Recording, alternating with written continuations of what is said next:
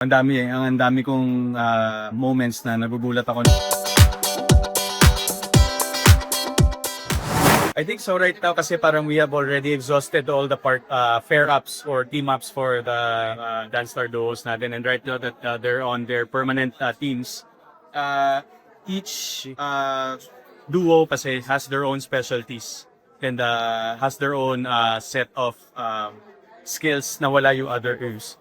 So I think what's really interesting here is for them to be able different kinds of dance styles and genres na kahit nagawa na nila before, how do they do it differently by the time na maibigay yun ulit sa kanila. Because right now, medyo pa-intense na ng pa-intense yung labanan. We're almost getting near the grand finals, and the way I see it when it comes with the performances, all of them, I mean all our Dance Star duos, have already evolved and have already developed their dance skills. Ang dami kong moments na nagugulat ako na nakikita ko na nakakapag-deliver ng ganong klaseng choreography, especially the ones that I know.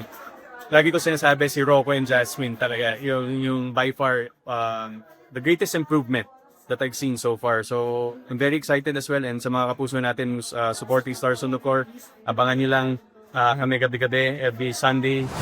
Hopefully, right now kasi parang I'll just leave for Siargao by the end of April to shoot for 3 weeks, and then pagbalik ko, since I'm gonna be doing Code Gray na, I think in between siguro ng tapings I will try to squeeze in trainings kahit papano. So hopefully by 2027 makasali na ako sa 70.3 na gagawin ko yung lahat ng discipline. Because yun life run, and we'll see. Tingnan natin kung kaya.